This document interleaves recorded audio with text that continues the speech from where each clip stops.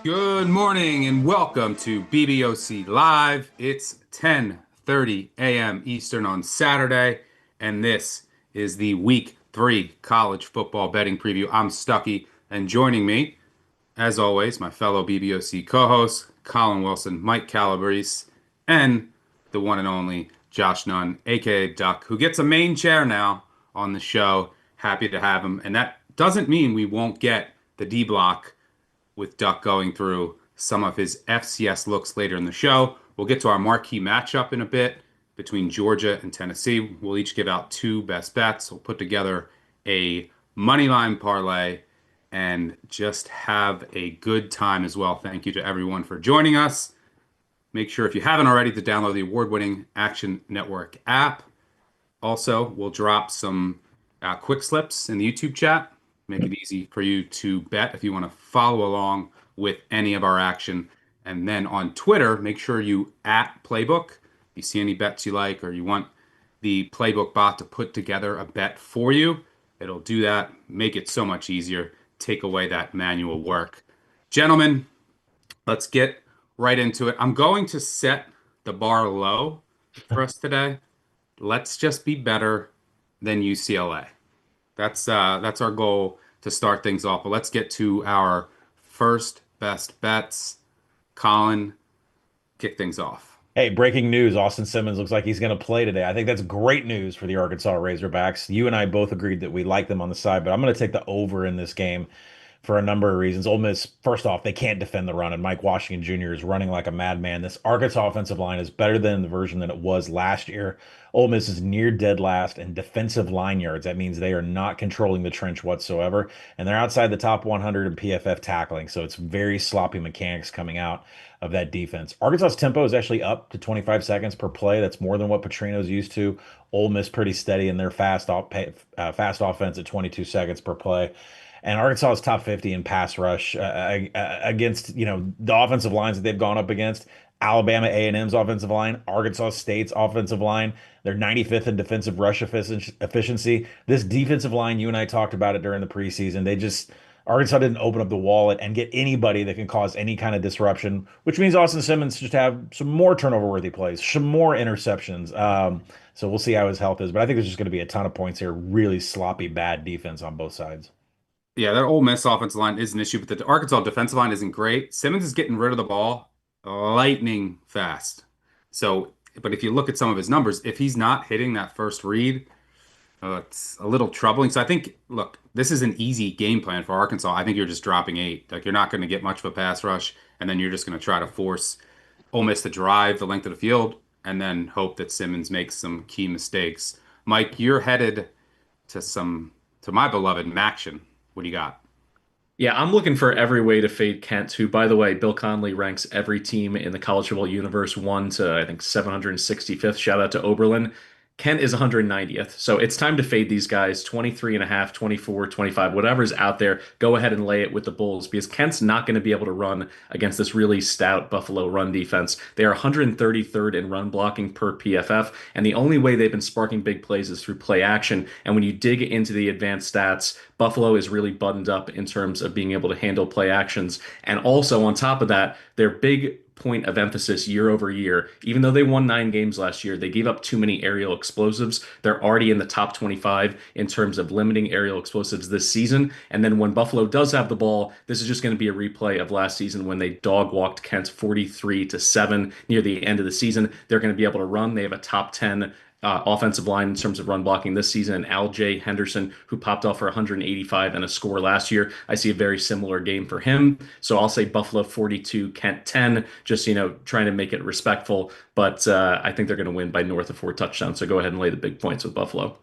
Laying over 3 touchdowns at Buffalo in league play, it sounds disgusting. I wish you well, but I can't bet Kent State. Just, I don't even want to look at it. I'll bet a ton of bad teams, and I bet a lot today, and I'll be wrong a lot today, but I just can't bet Kent. So it's Buffalo or nothing.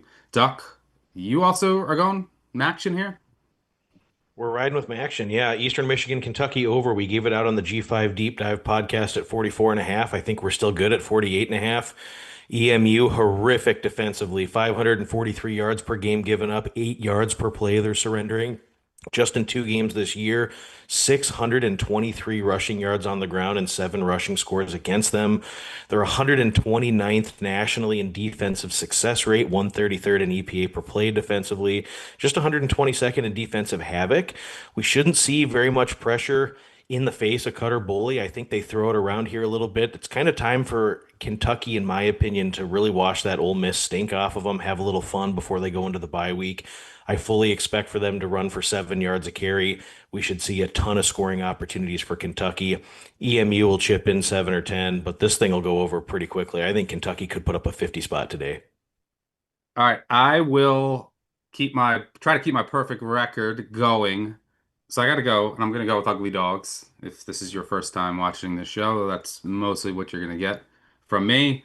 I'm going with Tulsa plus 14, I think is consensus out there.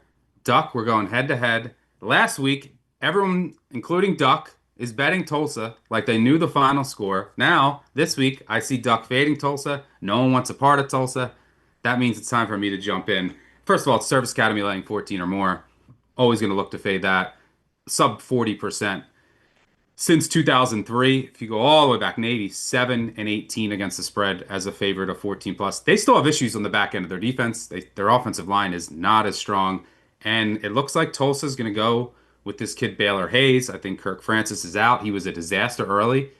Hayes looked good when he came in. It wasn't his fault. And I actually think he's a better fit for this offense. You might say, well, why didn't he start in the first place? Well, I think they just went with the veteran Francis, and Hayes was just a freshman. But Hayes came with new head coach Trey Lamb from ETSU, knows the offense. I'd rather have him in there. I think he's a better fit. Give me the 14 home hype spot. There's actually some momentum around the Tulsa program for this home conference over. So I think they're going to get a decent crowd, and I think they keep this close. So give me Tulsa plus the 2 touchdowns. Duck, we're going head to head there. All right, before we get to our Moneyline parlay, we are about to roll out some awesome updates to the Action app, and the best way to get the most from the app is by being an Action Pro subscriber. We'll talk to our guy Duck here soon again about the FCS slate, and he has been a CLV machine this year on that front. And pro subs can get real-time alerts whenever he posts a pick.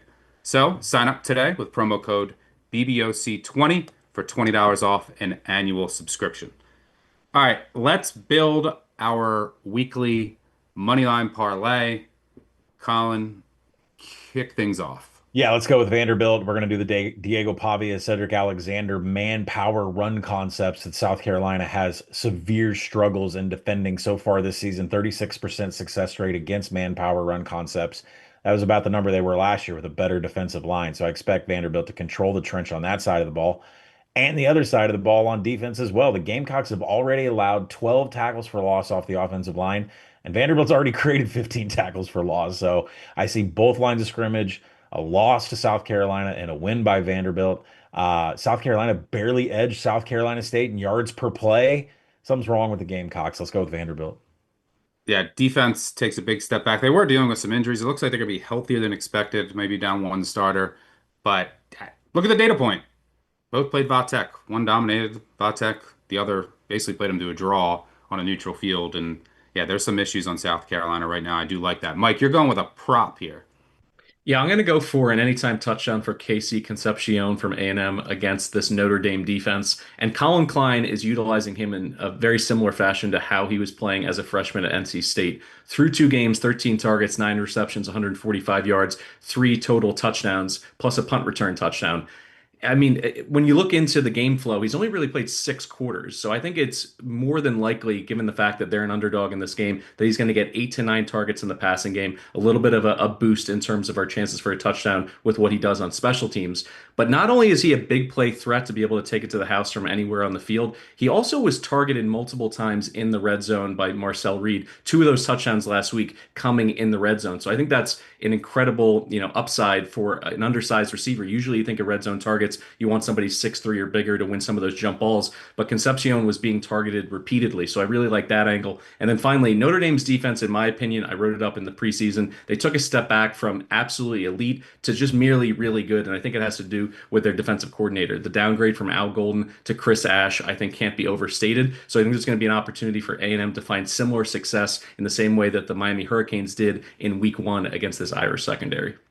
Yeah, slot is also attackable. Is a Concepcion return, right? So Yes. you could get a return score also. Uh, so like that. Duck, back to the Mac. You're stealing all my thunder. I love this though. Back to the Mac. Yeah, I think it's a good spot for Bowling Green at home, plus 168 on the money line. Liberty has just been a complete turd so far this Bad. season with two back-to-back, just so disappointing performances. Really struggled for three quarters against FCS Maine.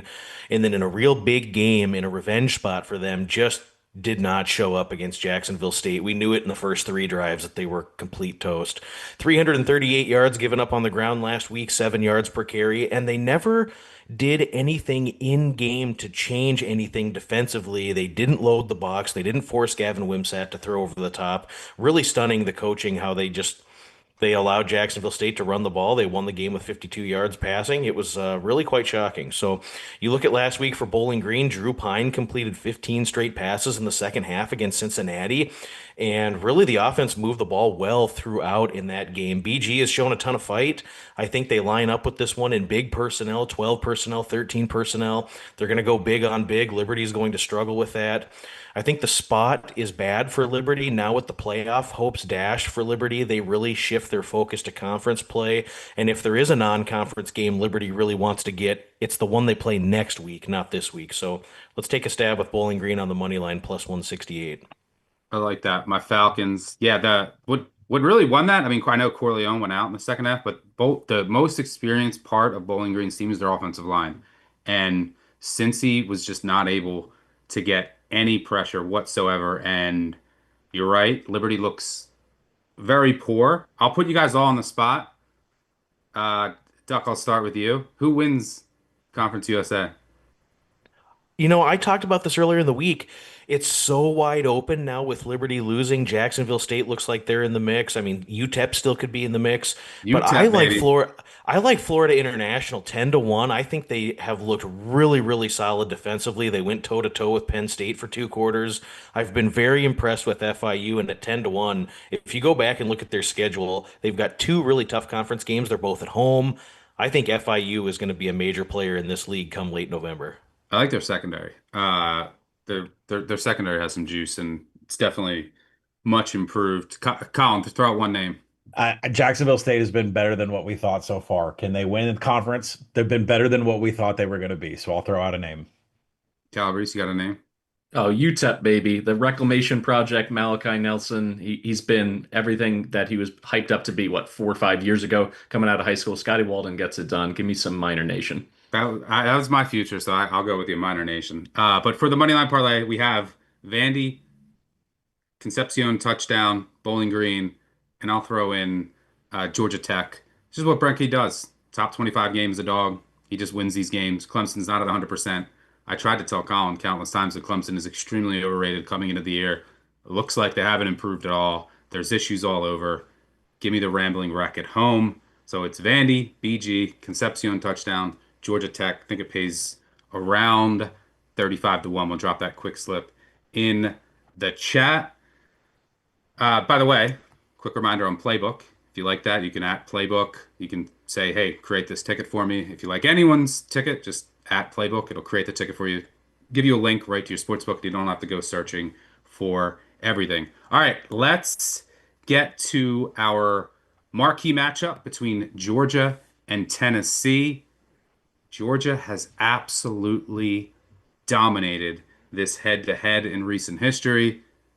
Colin, what are you seeing here?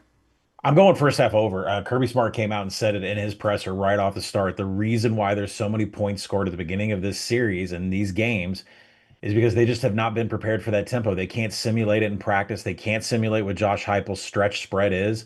The secondary is a little bit shocked by it, and it takes them a couple of quarters to adjust. This game has had at least 30 points in the first half every season since 2019.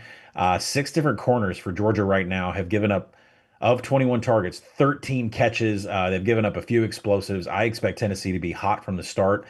I do think, however, the Georgia run game is going to come into play somewhere mid-second quarter, third quarter, but we'll play first half over here, and then expect Georgia to try to make it a phone booth game and beat them up on the defense. Duck, what do you got here? This was a spot I had circled for Georgia in the offseason. I'm stunned at the perception change of these two teams based on their non-conference results. It just seems like one where nobody cares less about the non-conference final scores than Kirby Smart. He uses these games situationally for his team to improve. Nobody cares more about blowing out these non-conference opponents than Josh Heupel. And now we've got this perception that Tennessee is going to be able to hang here. But when you go back and look at Sunbelt Joey Aguilar over the last two seasons, 50 big time throws, 51 turnover worthy plays. But when he's pressured, that ratio gets significantly worse. Just 11 big time throws, 26 turnover worthy plays. The decision making becomes poor. The throws become poor. He short arms the throws. And I just kind of feel like we're going to see Georgia and their defensive front take over this game in the middle quarters. It's not going to go well for Tennessee and for Joey Aguilar for trying to just really get the ball down the field and find themselves in scoring opportunities frequently. I trust Gunnar Stockton. He's been in big game situations before, pressure situations. I think he'll be efficient enough to get the job done for Georgia, and their run game will take over late in the third quarter and beyond. I laid it with Georgia -3.5. I laid the game of the year 6.5. I still feel good with that. I went back for more at -3.5. I think Georgia wins this game by 10. Yeah, I mean, look, there's no two ways about it. Kirby owns the Heupel offense. Four meetings, they haven't scored more than 17 points. They're averaging, I think, around Tennessee against Georgia is averaging around 2 touchdowns per game under Heupel. In all other games, they're averaging 40. Now, granted, this game is pretty difficult to handicap because Georgia doesn't show anything in these games against Little Sisters of the Poor. Amazingly, Kirby Smart is 0-15 against the spread as a favorite of 38 or more. They don't show anything. I remember a game against Kent State. Kent State was just dropping 8, and Kirby ran like the same mesh concept play like 8 times in a row. I think it was with Stetson Bennett. Like he's just working on things, not showing anything. So you don't really know what you're going to get. But from what I've seen, I don't really trust Bennett to just absolutely carve up this Tennessee secondary, even though they're without both their starting cornerbacks. And I do know that the Tennessee offense is a bit different this year, a little tighter splits. They're not throwing as deep, so it's a little different structurally. I think they're trying to like marry Aguilar and him getting there late with what he did and what Tennessee likes to do. But still, I think Georgia's defensive front, like you said, Duck, will dominate this game. I don't really trust Georgia's offense from what I've seen so far, even though I know they're kind of just not really showing much. So I'm going with the under here. I think that this is like, I don't know if I had to call it a 20, let's say like 27-17, 27-20 Georgia win. But again, don't know a lot because I think Syracuse is terrible. So like these teams haven't played anybody so far. So looking forward to watching that and learning a lot more about both. And no matter what, Tennessee fans, even if you lose this game and lose to Georgia again, you will always have last night on Big Ten Network getting to watch Nico lose 35-10 against New Mexico. All right. Oh, well, Mike, I forgot about you. You got a prop here? Yeah, I mean, you guys are basically talking yourself into it kind of being a competitive game in the fourth quarter, but Georgia wins by a touchdown or 10 points. I was looking for a market to play that exact scenario. And if you look at Gunnar Stockton and Joey Aguilar to each record 10 or more passing yards in each quarter, it's at plus money at about plus 125. This is my way of going out and attacking a competitive game. This prop market, I figured it would be minus 200. Even with Nico last year at quarterback, this prop cashed. So it's a pure game flow kind of bet because if both offenses are required to play their entire playbook and to be aggressive for 4 quarters, this is going to easily cash as long as there's no quarterback injuries. The only bugaboo here is if Georgia's up by 14 or 21 in the fourth quarter and they go to a pure 4-minute offense and they basically, take the ball away from Stockton late. Otherwise, I think this is the best bet on the board to be able to say, can you complete really one pass each quarter? Because 10 yards is not much given, the way that these offenses operate. So I'm going to go ahead with that. Like I said, anything at plus money is a play on this exotic. Well, not to throw any water on your bet, but is there a chance? Is there any chance in the world if Stockton is ineffective that Puglisi gets a look? I don't know, but talented kid. Like if their offense is just a complete disaster and Georgia really just doesn't trust their offense, I don't know. Very unlikely, but just a thought. All right, that'll do it for the marquee matchup. It's time for the D block, the duck block. Talking FCS. Get your odds boards up, get your sports books up, because these do move fast. A lot of the movement happens overnight, but there's still some value to be had in the lower limit FCS world. Duck, let's go through the FCS board. Morgan State. Didn't we talk about Morgan State last week? Yeah, and they covered here. We had that one here on the show in the battle for Baltimore. I'm going back to Morgan State. When you look at Toledo, they really had their prove it game in the non-conference last week. They wanted to exact revenge for how that Western Kentucky game went last season. They thoroughly dominated the Toppers at home. Tucker Gleason got hurt in the second quarter. Yep. It's unsure if he's going to play here or if he's even going to play a lot. They're really being coy in the Toledo camp about what they're going to do there. But Why play really, him? this Why play him? yeah, why play him? Why play him? So you're looking ahead to conference play, and that's really what their focus has to be. Morgan State, we talked about it last week, really formidable in the trenches. Their quarterback play is significantly better. They're still an under the radar group, 2-0 against the number here. I think they keep this one tight. I can see Toledo winning by 3 touchdowns and being pretty comfortable in the fourth quarter, but 33.5, 34, this line's just too high. All right, and then we're going to fade a program in rough shape. Yeah, Davidson is just in such a bad way right now. Their staff is obviously at Rice. We've talked about that all summer, but Davidson just cannot compete in the trenches here defensively, giving up 545 yards per game and 8 yards per play. They surrendered 51 points to Georgetown in the opener and 55 to Elon. Both those programs are not as buttoned up as Tennessee Tech. Quarterback Kakoa Vesperis, who transferred in from Eastern Washington, has played brilliantly this year for Tennessee Tech, completing 67% with 5 touchdown passes. Tennessee Tech is averaging 8 yards per carry on the ground as a team. They are going to just destroy Davidson. It's really going to go sideways for the Wildcats pretty quickly here. I would assume Tennessee Tech puts up 55 or more. Davidson's going to struggle to score 10. So don't be afraid of the big number. Lay it with the Golden Eagles. Yeah, kind of sad what has happened to Davidson. And we have one more in a good get right spot. Yeah, I mean, everyone, you look at UTSA and the 0-2 record looks disappointing, but they were really competitive with Texas A&M in the second half, and then, they just got caught by the G.J. Kinney offense in Texas State last week, but a complete get-right spot here. Incarnate Word is still being priced as if they were last year's FCS power. They're not going to sneak up on UTSA. These teams are only 22 miles apart. UTSA will score a ton of points here, and Incarnate Word does not have the offense to match score for score. Lay it with UTSA. I think we can still find 18.5 or so, but still good on the current price with the Roadrunners here. Meet. I'll put you on the spot. Are you part of this Duquesne money? I'm not on the Duquesne money, no. And if we see this continue to creep down a little bit here before kickoff, I would probably take a stab here on Lehigh. I'm really high on Lehigh. They really truncate the games down, play really good defense, very slow pace on offense, but they are not explosive. So it's hard for Lehigh to win by margin. But under a touchdown, I'm jumping in on the Mountain Hawks. I did see you grab Ball State on the open as a dog. They're now favored over New Hampshire. You want to know how bad the MAC potentially is this year? Ball State opened as a home dog to New Hampshire. And then you got Kent State. You got Eastern Michigan, who lost at home to Long Island. The MAC. Akron, who hasn't scored yet. Kent State. Like, it's rough out there. Look, Bowling Green and Central Michigan are going to be more competitive than people thought. But the bottom, oof, it's rough out there. Really bad. All right, good stuff, Duck, and good luck. I actually agree with all of those, so good luck to you. And by the way, do you want to do a bar bill bet on your Tulsa Golden Era game? But you're taking Navy this week, and I'll take Tulsa. We'll do it at 14 in a bar bill. Yeah. All right, head to head there for a nice bar bill bet.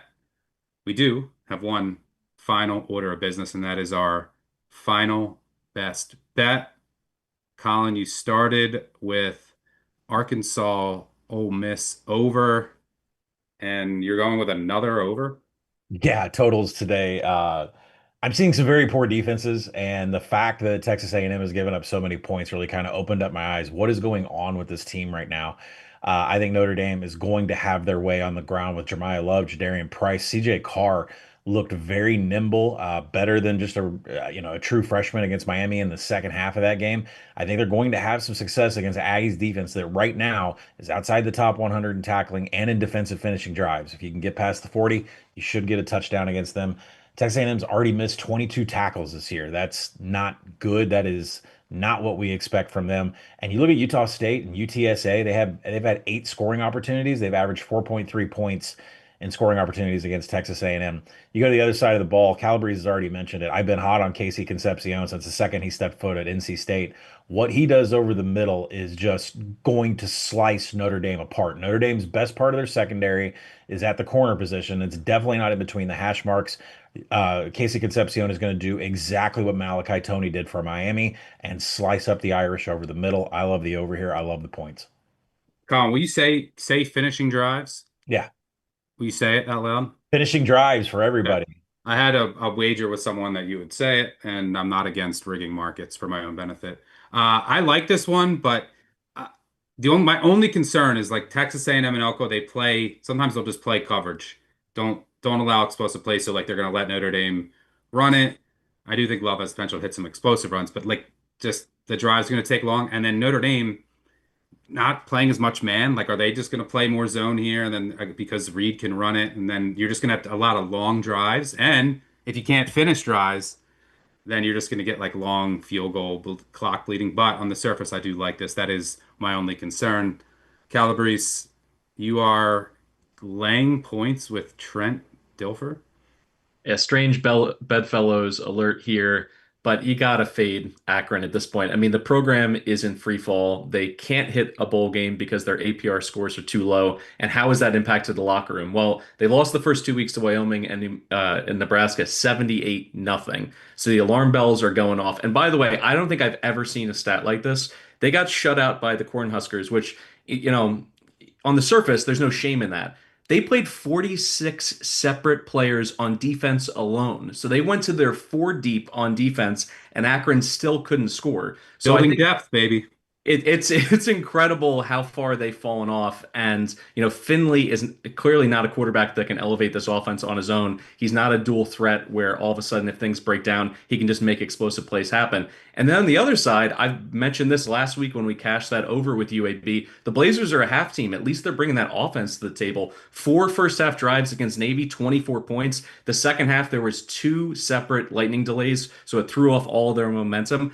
Against this Akron defense, who is absolutely lost, I think they're going to be able to move the football. If you look at just EPA per play, UAB 14th nationally, Akron on the defensive side of the ball 104th. And then finally, a nugget from our director of research, Evan Abrams. Teams coming off being shut out in back-to-back games across the last 20 seasons are 3-22 straight up and 7-16-2 against the spread. So I'll go ahead and lay this all the way up to the edge of 2 touchdowns with Trent Dilfer. I got to grit my teeth and put this play in, but I think this is a game that Trent is going to get, and it's certainly one that they need. They still have, an outside shot of getting into that conversation for bowl eligibility. Not only do they need to win this one, they need to feel really good about it when going away. So I'm going to go with UAB. Can I get a producer to breathalyze Calabrese laying points with that UAB defense and his boy Trent Dilfer? Duck, what do you got? Yeah, so this is an ugly one here, but Georgia Southern, a major savior season spot, one I had circled in the summer for the Eagles, projected 0-2 start, which they did. But now we've got a little line value here with Jacksonville State high off the conference win against Liberty, and now they're stepping back out of conference and going on the road. Jacksonville State defensively 131st in explosiveness surrendered, 127th in defensive pass EPA, 92nd in pass play success rate allowed. I think both of these teams will probably have some success on the opposing defenses, but I think Georgia Southern in a complete savior season spot, in one that they have to have. really get the job done at home here. Jacksonville State benefited from some short fields last week due to Liberty turnovers, really kind of inflated what their output looked like on offense. And Liberty might just be Uh, bad. and Liberty's really bad. Yeah. So I think we just got a lot more value in this line than what I projected it was going to be here at this point in the season. And I think it's really a bargain here with Georgia Southern only laying 3. So going with the Eagles. That's a good spot. I'll give you one final good spot and another ugly dog to close things out. Let's go with Arkansas State. I think you can get 21.5 right now. Great spot here. Iowa State off the Cyhawk game. It's their fourth game. They've been to Dublin. They have conference play on deck. Campbell already came out this week, said he's worried about where his team is at physically. Maybe you pull your starters a little sooner. Maybe there's some guys that are nicked up. You rest them. Maybe you sit a couple guys. Regardless, it is a tough spot for Iowa State. I've seen Campbell just go super vanilla in these spots before. So I think Arkansas State's offense has enough juice. And by the way, has any team's wins aged worse than Iowa State? They beat Kansas State in week 0 by 3. And again, they could have lost. Kansas State should be 0-4. They beat South Dakota, who is a disaster. They lost a 17-point favorites to Lamar, and their quarterback had the same stat line versus Iowa State and Lamar. And then they beat Iowa, who can't complete a forward pass, and they barely beat them in that game, despite Iowa not being able to complete a forward pass. So, like, their wins. And Kansas State again loses last night. Looks horrendous. That game, that final score, they should have lost by 20. So, like, let's maybe pump the brakes on Iowa State. Give me the Red Wolves. I know their defense is horrible. Iowa State just might put up 50 again. It's definitely a concern, but I think Iowa State might, tough spot, might go a little light here. All right, that'll do it for us. Thank you to our producer, Gifford, on the back end. Thank you to Colin, Mike, and Duck for joining me. Most importantly, thanks to all of you for tuning in. Check out the Big Bets on Campus podcast wherever you listen to podcasts. Subscribe, leave 5-star reviews. You know the drill. 959 Bad Beat voicemails. Call in, yell at us. We'll have a recap show tomorrow. Group of 5 guys back on Wednesday. We'll be back on Thursday to preview the week 4 slate. We are in the thick of it. Good luck to everyone out there today on all of your wagers. We'll see you same time next week, 10:30 a.m. Eastern. And make sure you catch us on the award-winning Action Network app. Cheers.